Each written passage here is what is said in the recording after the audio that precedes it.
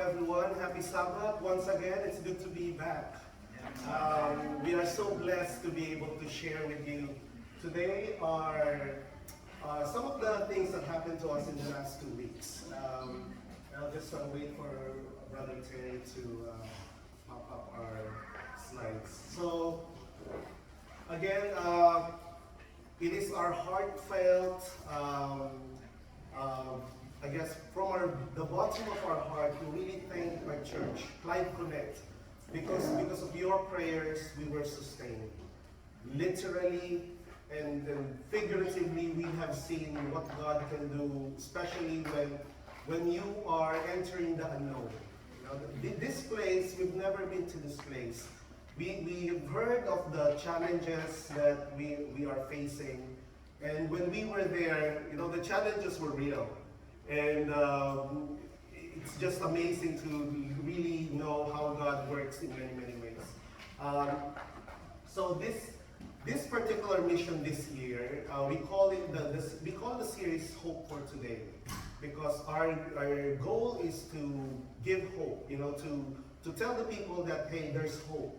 Whatever is happening in your life, there is hope. And this is what we are shouting throughout that community. And it's a community that is laden with so much tradition, laden with so much burden of, following the local church as their main guide for salvation. And here we are, a small group coming from nowhere, telling them, hey, there's a better way. There's a better way for salvation, and that's why we're there. This is the small team that we've come up, and Beo is not here in the picture, but we are there to, we're no one. I'm always telling God, Lord, we are nothing. You are the one in charge here. The Holy Spirit is the one in charge here. But it's been such a blessing to meet people, and when we went there, we hooked up with the local churches, and they toured us around. And I will have to tell you that this place, this particular place, is owned by an Adventist member. And it's such a beautiful place. It's on top of a mountain. And you can see the places all around, and there's a beautiful lake where you can see, and there's villages where there are, what do you call that? Like rooms that you can rent, and with your own small swimming pool, a tub or something like that, and you can overlook the whole countryside, which is beautiful, and it's called Farm Ridge. And then I would definitely recommend this to people who will be going to that part of the world. If you're around there, we're all safe. They've got a conference center for elders, for pastors, for everyone who wants to have a retreat. It's a beautiful place. So we are so blessed that we're able to visit that area. And one of the highlights that we had was the medical mission, was the health outreach. We assembled around 8 doctors, 1 nutritionist, one of them is an ophthalmologist, 3 of them are dentists, and we've got around 9 nurses, and we served around 186 patients. And during the sweltering heat of the day, it was such a blessing. It was energy,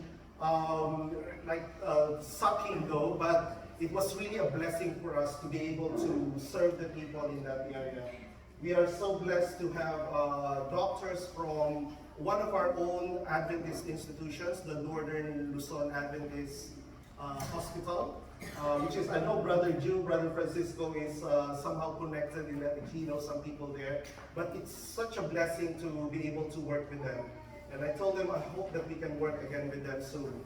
And as you can see, these are probably in photo it looks nice because maybe it's bright and sunny, but brothers and sisters, it was humid. You need a lot of face towel, you need a lot of, your sweat, you can just, actually drain it along the day. And after that, there was a very massive storm. Just that, clear day, and then a few hours after that, a massive storm. And when I posted in our WhatsApp group, please pray for us, please pray for us, because the weather is one of our main unknowns in that area. And that place also is a place where we know that typhoons will also come about. So we have been praying and praying, Lord, please help us to get through these next 2 weeks.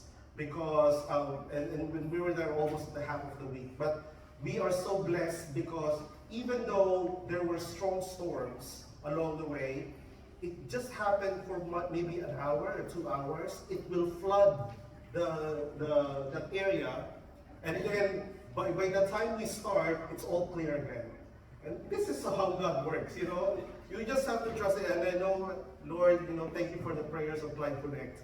We can really feel it. We know that you were there with us. So thank you so much. And as you can see in this background, there's a big old church. It's a big old Catholic church. And they were sponsoring a gay contest, a gay beauty contest. Almost at the same time as our evangelism. Can you imagine that? And they've got these massive speakers blasting the sound of all their music and all their programs. And when we were there, because the night we were there, they were already starting, and it was like a 3-day event. Imagine that. We only have like a 12-day event, and they have a 3-day event, and it was almost at the same time. But when we came there, I don't know, by the grace of God or by the miracle of God, we were able, I don't know, maybe God put a shield or a sound barrier somehow, because as you can see, it's just literally beside the venue that we have.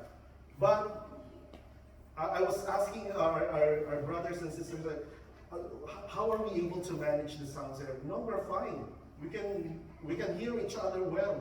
Even though there's a bit of music on that side, which is just a few meters away, we can still hear and still manage to go through the program. So I know that's been one of the prayers that we've been asking. And again, dear Life Connect, thank you so much for answering, for really putting on the prayers, because we really needed that. So this is the team after that medical mission. And the team is yellow, so we decided to put on yellow, and the white ones, they're the doctors and the nurses from the hospital. And another highlight that we have is the kids program. You know what we did here differently is that instead of an evangelism night every night for 14 nights, we decided that we will have a pause every Monday. So on 2 Mondays, one of the Mondays we did a livelihood program. So we have to make it real, we have to make it practical for the community. So we spearheaded a livelihood program about making soy milk and about making a vegetarian, it's a tablet, or it's something that we can process from a local delicacy there, or local tree there called, we call it malunggay, which is a very, yeah, that's right. Moringa here, that's moringa here. So thank you, Rose. So that's very powerful way of treating or providing you with good vitamin C as well. So it's a good way for us to connect with the community on the first Monday night. On the second Monday night, again, no evangelism. And what we did is we had a children's program just for the children. And this is very important for us because, as I relayed back to you before, I am a product of my faith. We came to faith because of my mother, being a young child in the 1950s, attended one of these programs, and she never forgot. She never forgot the Adventist crusade that went to her village. And after 40 years, she looked for, who are these people again that went to our village many, many years ago. And that's why she came to faith. And that's why we came to faith, because of my mom. That's why children's program is such a vital and such a crucial part of our mission. Because I know when we talk to these children, we know that one of them, or probably a lot of them, will come to Christ eventually. They may not give their, of course they're still young, they're still finding their way to the world. But some of them, or one of them, or probably a lot of them, in the grace of God, will be powerful witnesses for God. So we had this Monday night just really focus on them. So we had we prepared lots of food for them, and we had lots of presents, and we have friends who provided us, non-Adventist friends here in Melbourne, who gave us school supplies and food and everything that we needed for that night and for the rest of the week. So we are so blessed, my dear church. And again, one of the highlights that we have is visitation. I cannot imagine an evangelism work or a mission work without visiting the people where those people who attended our mission evangelism, we needed to visit them. At least some of them we were able to. And it's so good, it's such a blessing to spend time worshiping with them, knowing that this is so different. This is a different type of faith. They have been so used to a faith that they go to church on a Sunday and then come back home and then just do whatever they want. But this is different. This church is different, and that's what we want to present to them. The Jesus, the God that we serve, is a God that is real, that you can actually go with every single day of your life. So it was a blessing to be able to visit them in their homes. And and these people, even though some of them are, they just barely make ends meet, they were still able to provide us with everything that they get in their homes. And that will crush your heart sometimes, knowing that they will try to, we call it the Filipino hospitality. They will throw everything at you, even though they know that that's even the last thing that they have in their homes. So it was such a blessing. It was such a blessing to pray for these people. So every night we preached, we shared, we sang. I want to thank Rose and Bea for singing, their hearts out, and they were such a blessing to many of the people that attended every night. And one of the things that I actually took a photo here is this small walking bridge on top of a creek. It was very wobbly. That structurally it's not sound. But as you can see, there's probably around 8-9 people there on that side. But this is on the way to the baptism area. So I want to highlight this one because we were a bit afraid. Maybe that's the reason why I entitled our message today, Be Not Afraid. Because when we were actually there, maybe that's one of the prayers that you will pray. Be not afraid. Be not afraid, because it was wobbly. The structure isn't sound, but God sustained all of us. And it was such a blessing. It was a good treat for us. And this is one of the pictures of just the afternoon after the medical mission. Can you imagine a night bright Sunday and then just a downpour of rain? And so we have to clear it. We have to take out the water because it's really inundated. And that's why by the afternoon, by the time that we started, then again, it's all clear. So praise God for that. This is the reason why when we went there, my dear brothers and sisters, maybe I've been doing this for several years now, but there's always something that makes me afraid. And that's why I thought, Lord, what can we study today? Probably it's about being not afraid. And I know maybe we've come across this many times before in our sermons, in our messages, but this time I want to ask that we bow down for a prayer, because we will study about how to be not afraid. And I invite you to pray with me. Our Father in heaven, Lord, we are so blessed to be able to come here together because you are the Lord, you are the God that we serve. We are nothing without you, Lord. And here we are because we want to praise you, we want to worship you, and we want to share the experiences with you. And we want to be assured, Lord, that we should not be afraid of anything because you are the God that we serve. Lord, please forgive us for the times that we have doubted you, for the times that we have been unfaithful to you. Father, please accept our asking for forgiveness, Lord. We need mercies from you, Lord. Thank you, Father, for hearing our prayers. Give us the Holy Spirit's guidance so that we can understand our message today. This is our prayer in Jesus' name. So your Bibles should be with you, and we will go to first Exodus. So while you are getting your Bible, so we are all scared of something. I don't know if there's anyone scared of being on a plane. I've been on a plane many times. That's one of my work before when I was in the Philippines. I go from one place to another. And even though until now, there's still a certain percentage in me that still makes me think, okay, my life is in the hands of the plane and in the pilot. I can never do anything else, but I know that the statistics is good, right? The statistics is good. That's one of the things that we say in our heads. The chances of the plane going down is very small compared to driving in a car. Yes, I know that. Yes, we know that, of course. But still, your life, you're up from the ground 30,000 feet at least. And your life is in the hands of a pilot. And that's why there's still something in me that says, whenever I fly a plane, there's some uncomfortability on that side. So yes, maybe some of you may feel that way like me, but some of us do have some fear like that. And for me personally, I've been to high places. Who among you are scared of heights? Some of you, yes. I am too. Again, aside from flying a plane, I'm a bit scared of heights myself.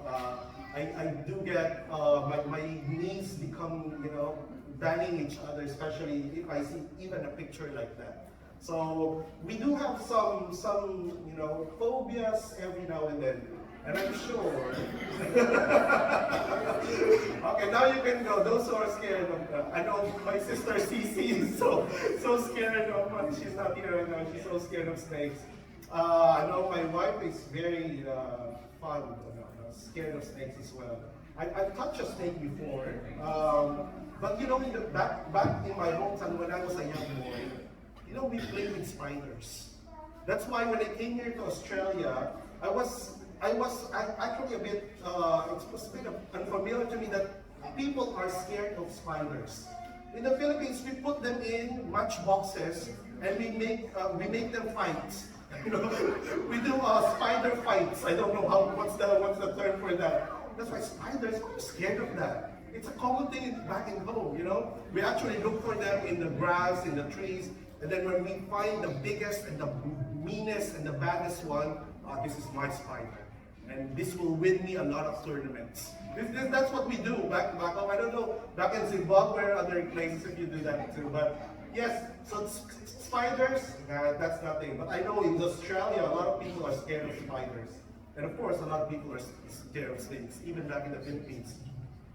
I'm still scared of snakes actually, but not a bit, but not a lot. And of course, perhaps going back to the center or the core of all of our beings, we will face death one way or another.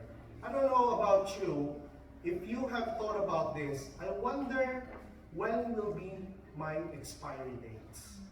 I don't know if you come across your mind, but it came across my mind one time, and maybe several times.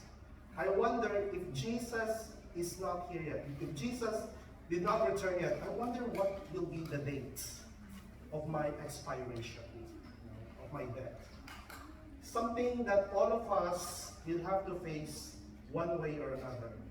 And no one can save us from that predicament because we are all destined in that direction unless Jesus returns, of course. So, in a way, we all face some kind of fear, my dear brothers and sisters. This fear is actually thriving on the fact that there are so many unknowns in life. Why do we fear something? Because we don't know what's going to happen. Why are insurance companies thriving?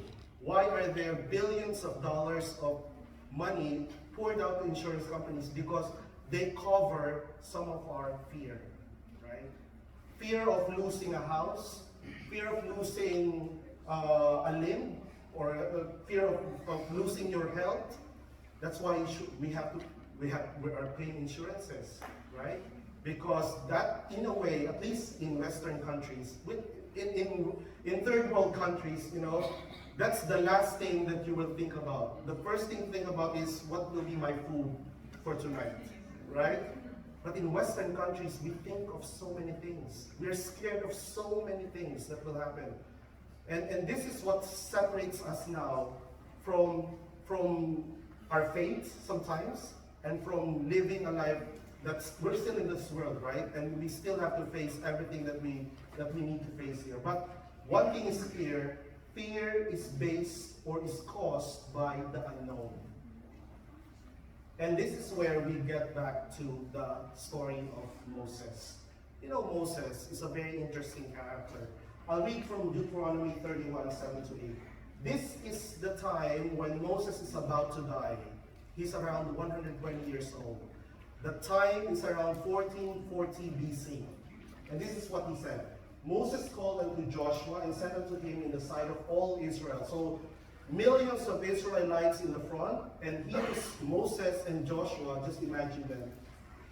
This is what he said to Joshua. Be strong and of good courage, for thou must go with this people unto the land of the Lord hast sworn unto their fathers to give them. And thou shalt cause them to inherit it. And the Lord, He it is that doth not go before thee. He will be with thee. He will not fail thee, neither forsake thee. Fear not, neither be dismayed. That's a beautiful consecration of Joshua.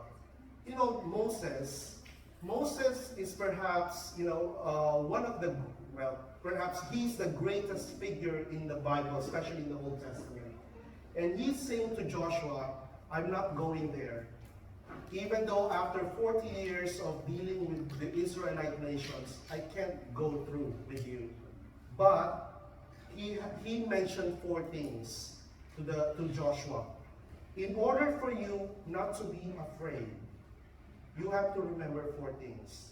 And you have to look at verse 8. What's the first one? He it is that go before thee. The Lord will go before you. God will go before you. Do not be afraid. The second one, He will be with you. He will just not go before you, He will be with you. So that's an assurance already. And number 3, He will never fail you. He will never fail you. And number 4, He will never forsake you. Just those 4 things alone in verse 8. Those are the things that Moses thought of after 40 years of being with the Israelites. So you can see, and you can now compare that Moses must have had an experience with the Lord. How was he able to say that those 4 things to Joshua if he did not experience it personally? And I think this is the core message for this morning, my dear brothers and sisters. If you don't have the testimony, if you don't have the experience with the Lord, you will fear anything. And it's so easy to fear so many unknowns in our lives, especially the unknowns that will probably beset us or our families. But 4 things that I want to highlight today.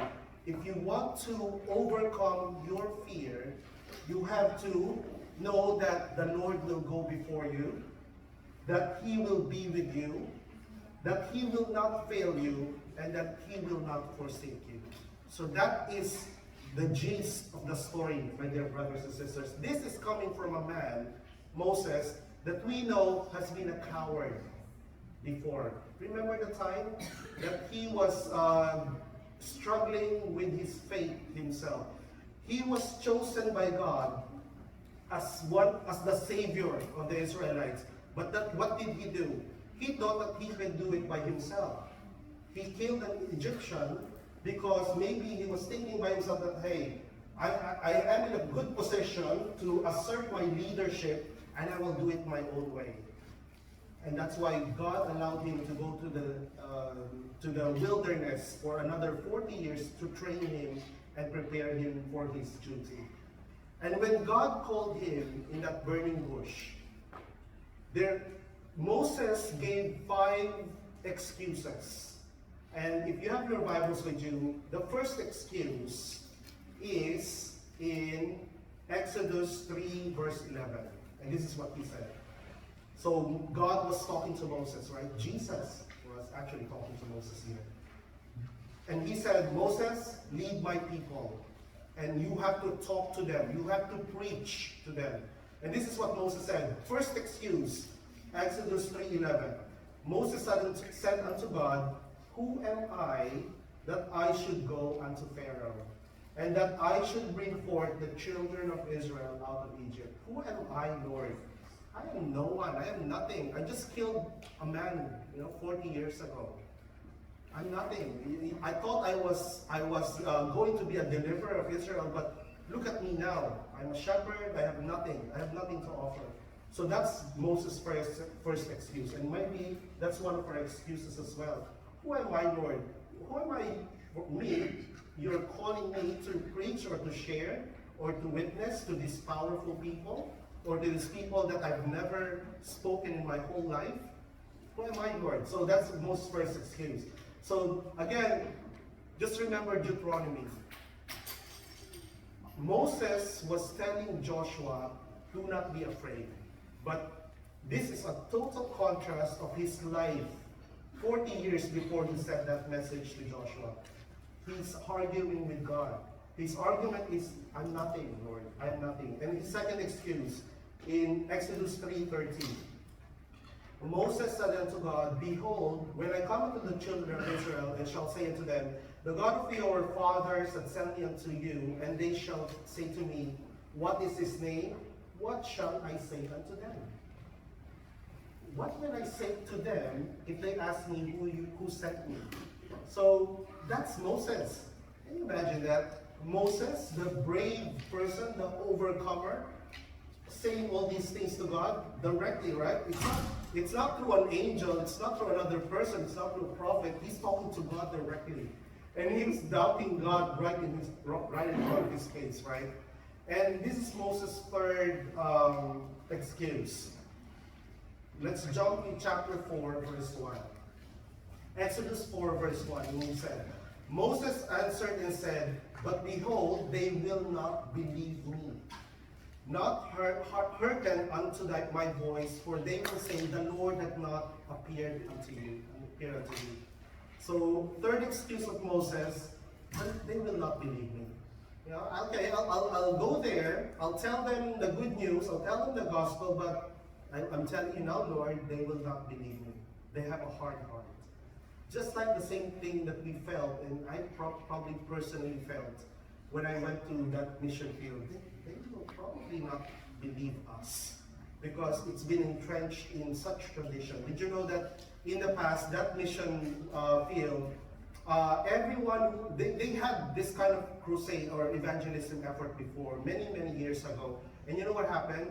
Everyone that attended that evangelism crusade, the first thing that the church, the main church did is to tell the people who attended the evangelism not to go to the evangelism meeting. And if they do, they will be cut off from the community of faith on that side. So there was already a warning. And that's why when we came there, that's on top of our head. We're thinking, okay, maybe they will be warned again in attending of our meetings. And someone told us actually just last week that, did you know that the people who attended your nightly meetings, someone from the church is actually visiting those people who attended, just reminding them, hey, are you still with us, right? So this is the kind of things that we experience. And the fourth excuse of Moses, Exodus 4 verse 10. And Moses said unto the Lord, O my Lord, I am not eloquent. I cannot speak, right? Neither heretofore nor since thou hast spoken unto thy servant, but I am slow of speech and of a slow tongue. Lord, maybe, okay, I'll go there. Maybe they will not believe me. But, Lord, I'm not the best speaker. Maybe English is not my first tongue. Or if I'm good in English, maybe I stutter a lot. I cannot put my mind into my tongue, into my words. It's so hard, Lord. And then again, when God said, who made your tongue? Who made you, but in the first place, right? And this is the fifth excuse of Moses in Exodus 4:13. He said, O my Lord, send, I pray thee, by the hand of him whom thou wilt send. And by the fifth excuse of Moses, he straight face said to the Lord, send another one, send another person aside from me. Because what you have been asking me is impossible. Moses had a lot of fear, and maybe you and I, you may be facing a lot of fear as well, especially when it comes to the Great Commission. Send someone else, Lord, because I cannot do these things. There's so many things that I need to do here, and I just cannot do the things that you want me to do in that area. So this is the thing that Moses argued with God. But what happened during the entire experience of Moses? How did God prove his words in Deuteronomy? God said that he will go before you. And do you remember the time during the 10 plagues? God was with Moses every single time when the plague was happening. Until the time that they crossed the Red Sea. God said, I will go before you, and he did. God saw Moses through, God saw the Israelites through the Red Sea. And God was true to his words then, and he is true to his words now. And what did God say again? I will not just go before you, I will be with you.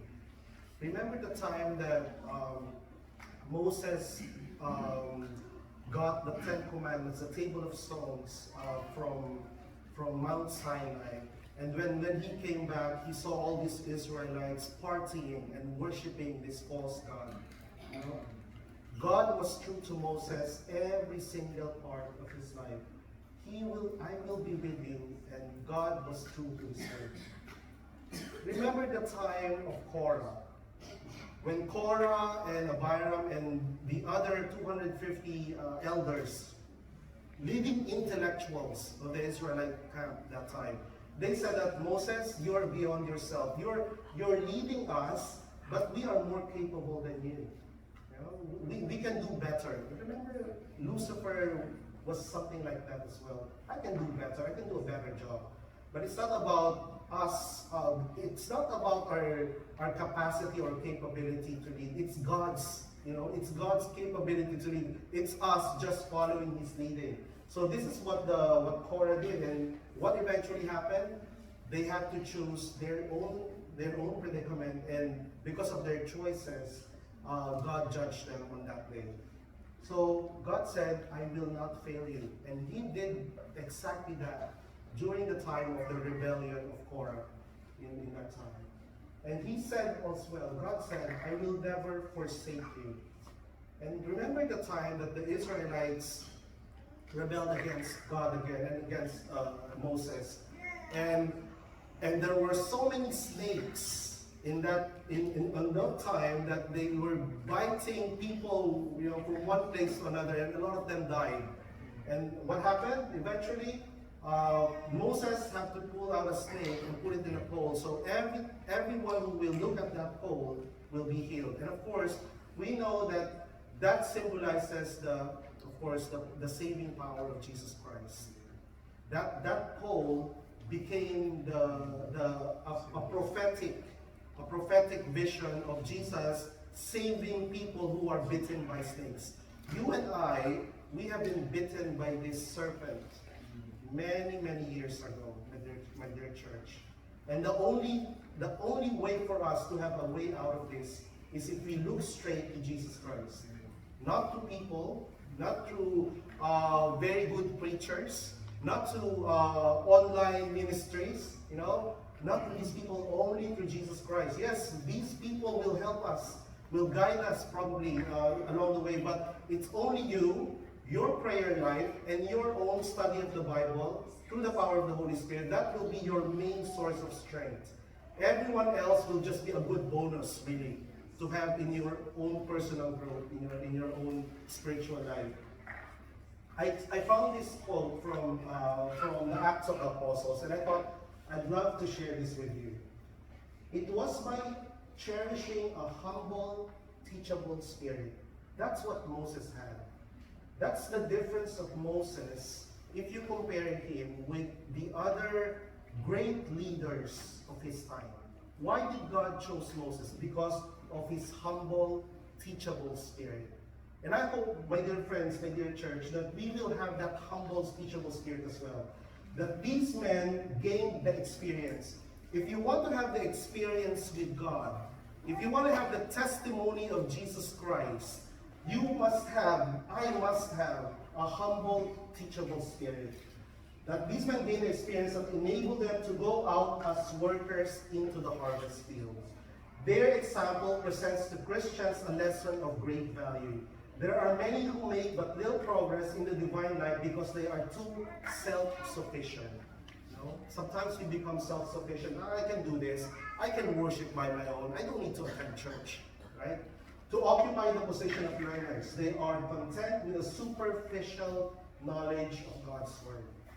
They do not wish to change their faith or practice, and hence make no effort to obtain greater life. So the moment that we become self-sufficient, the moment that we are, we lost the heart of being a teachable person, then that's the time that we lose sight of God. And that's also the time that we lose the experience with God. How do we overcome the fear? And now we have to jump to Revelation. So if you go to the 7 churches, so we will infuse this study with, of course, a bit of prophecies as well. Revelation 2, when we talk about overcoming your fear, we have to go back to Revelation 2, the 7 churches. Because in the 7 churches, God repeated himself over and over again, if you overcome, this is what heaven has in store for you. To the church of Ephesus, the apostolic church. And I want to highlight as well that the 7 churches is a representation of the church in the New Testament from the time of the apostles to our time, but also the 7 churches in Revelation represents your current spiritual walk. This is a personal call to each and every one of us. So even though the angels are speaking directly, or Jesus Christ actually speaking directly here to the church of Ephesus, he's speaking right through you and right through me. So this is what he said to the apostolic church Ephesus. He that hath an ear, let him hear what the Spirit said unto the churches. To him that overcometh, will I give to eat the tree of life, which is in the midst of the paradise of God. If we overcome, my dear brothers and sisters, if we overcome our fear, just like how Moses overcame his fear. Remember, he was so fearful of sharing the word of God, of leading the people of God in that time. When you overcome, the first promise that will definitely happen is you will be able to have access to the tree of life. And the tree of life, of course, is in the heavenly kingdom, in the New Jerusalem. So that's the promise that he will give to you and me if we overcome our fear. What's his promise to the persecuted church of Smyrna? Smyrna represents the church between 100 to 313 AD. This is his promise. If you overcome your fear or your predicament, this is what he said. Revelation 2:11, he that hath an ear, let him hear what the Spirit said unto the churches. He that overcometh shall not be hurt of the second death. Wow, you already have access to the tree of life, and the second death, which is the death of the final death of punishment to the wicked, it will not be falling upon you. So that's a great promise to the Spirit, to the persecuted church. And you and I will somehow, if we stand on our faith, we will face persecution one way or another. Pergamos, the compromised church, what's the promise if they overcome their fear? Revelation 2:17. He that hath an ear, let him hear what the Spirit said unto the churches. To him that overcometh, will I give to eat of the hidden manna, and will give him a white stone, and in that stone a new name written, which no man knoweth, saving he that receiveth. Wow, what a promise to those who do not compromise.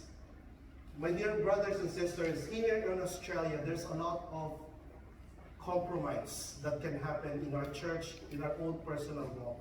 Help us, may the Holy Spirit help us to stand strong so that we will receive this hidden manna, which is from God Himself.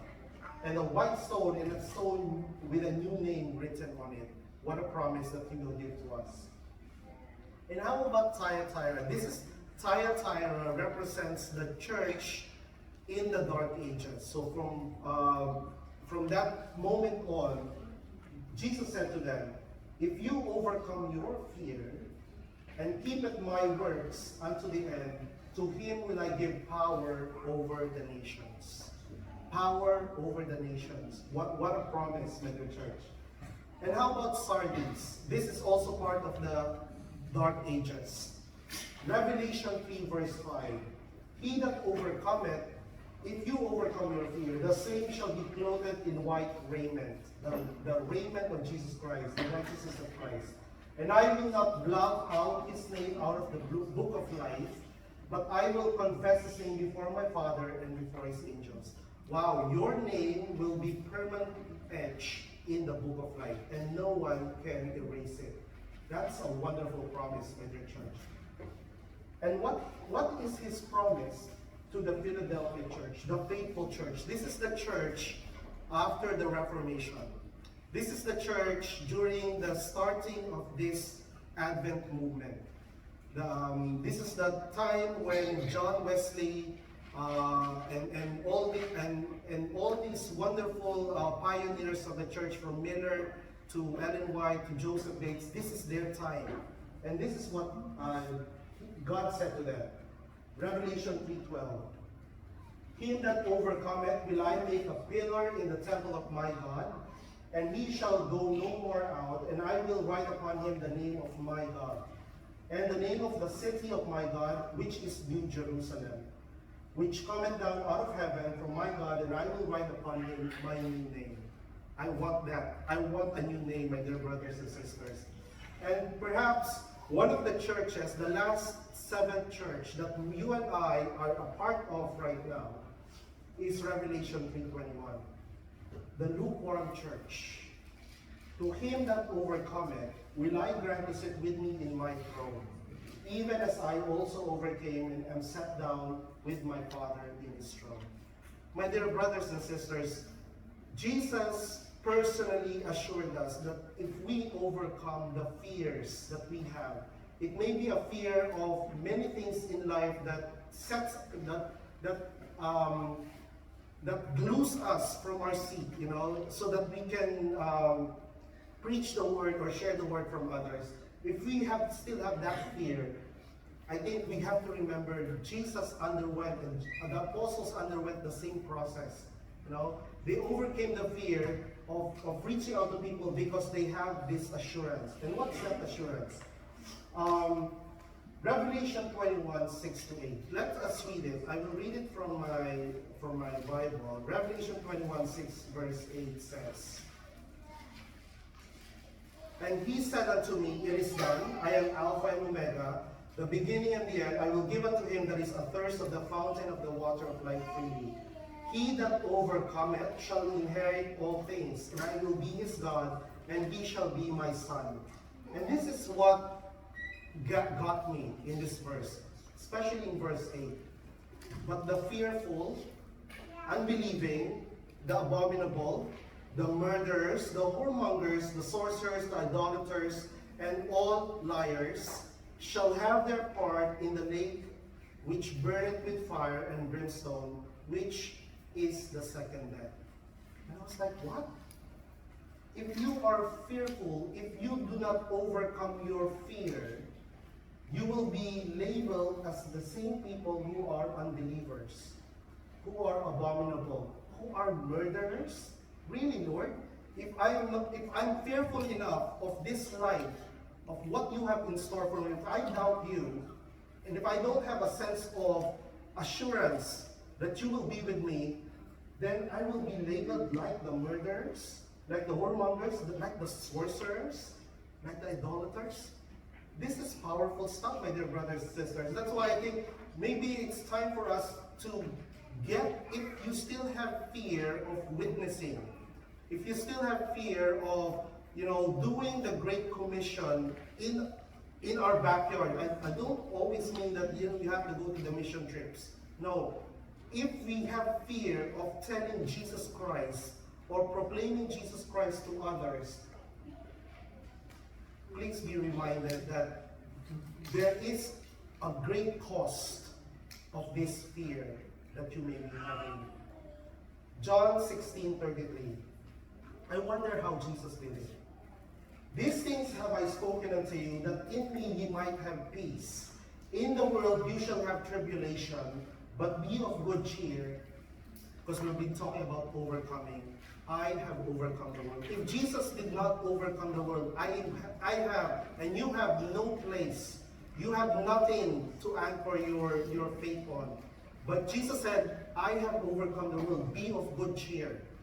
This is the work, my dear brothers. This is the work that is set before you. And I will go to John 16, because there is, when Jesus said that in John 16, look at the verse before that, and you will see that there is a very good cause why Jesus told us not to fear. And before we wrap this up, I want you to meet Sister Buena Fe. Buena Fe, we met her on one of our visitation, and we found out that she's been working in the Middle East for many years, since the 1980s. And when she came back home in 2022, then the cancer struck her. And then we found out that she's in stage 4. And then we prayed for her, almost teary-eyed, prayed for her, and asked her personally, what's your hope, my dear sister? Because she wasn't attending. We never saw her in one of our nightly meetings. We just saw her when we decided to visit one of these compounds, and then we finally met her, and we prayed for her. And we prayed with her and said, Sister Buena Fe, there is a better hope. If you don't make it now, you have a better hope for the future. And then by that night, she attended our meetings. And by the following night, when we made the appeal, she's the one person who stood up and said that I want to make a change. I want to have this hope. We don't know what's going to be in store for her. I don't know if we're going to be seeing her in the next few months. She's in stage 2. She's in second of her chemotherapy. She still has 6 more. And I'm praying for her. Just the condition of the life there, it's so hard. It will be a struggle for her. And then when she stood up, as you can see there,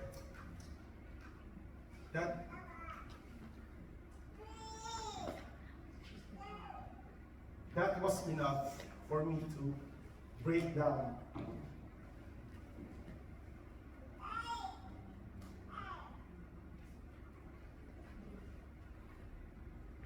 Because I know one soul in heaven will be there just because of your prayers.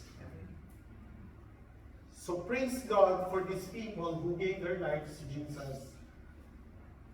And I'm so thankful for the church, because without the prayers, my dear church, without your fervent prayers, without your support to this mission, to this ministry, these people will never have the chance to know Jesus personally.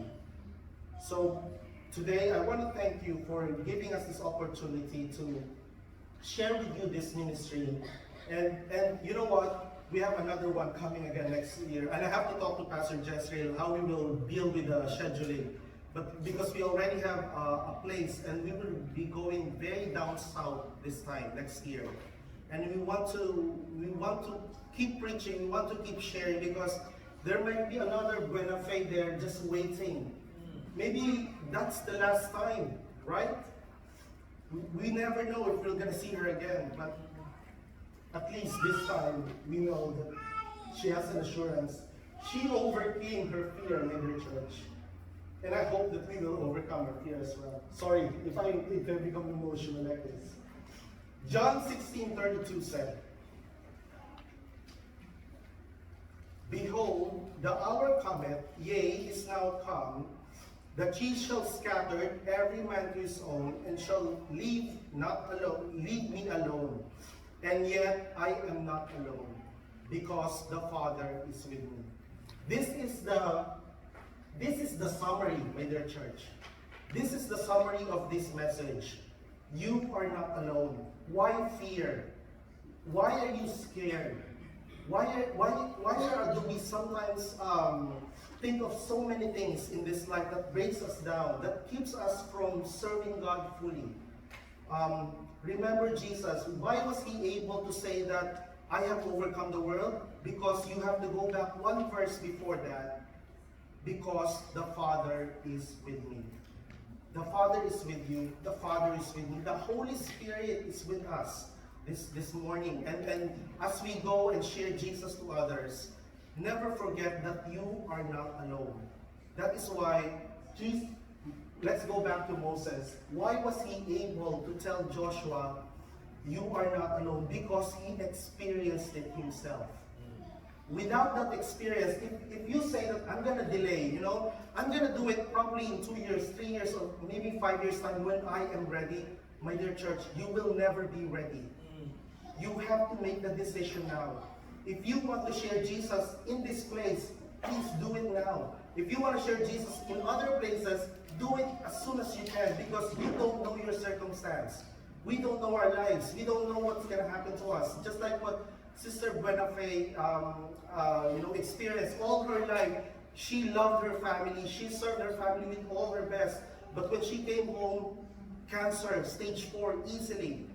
We don't know her life. We don't know what's going to happen.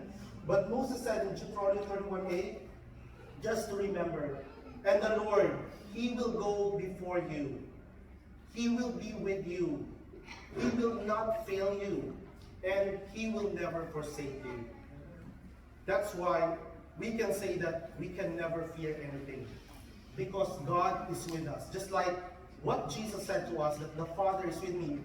I am cheering up. They will crucify me, yes, but that's all right. I know that the Father will be with me. And this is what Shiloh just read a while ago. Now, it is now God. It's not Moses anymore. It is now God talking to Joshua directly. And this is what God told Joshua. This book of the law shall not depart out of thy mouth, but thou shalt meditate therein day and night, that thou mayest observe to do according to all that is written therein. For then thou shalt make thy way prosperous, and thou shalt have good success. Have I not commanded you? Be strong and of good courage. Be not afraid. Neither be thou dismayed, for the Lord thy God is with thee whithersoever thou goest. My dear church, my dear Life Connect, we are so thankful that you have been such a faithful group of believers here in this area, and we know that the Holy Spirit still has a lot of work for us to do. So let's keep pushing, and let's not be afraid, because God is with us. I'm going to ask Sister Rose to offer you a song that will tell you that we have to fix our mind so that we will not be afraid when the things become sour in our lives. Thank you, Sister Rose, for that.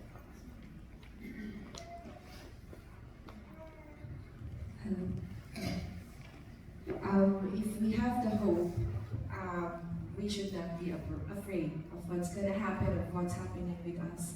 And that's the hope that we want to share as we travel along.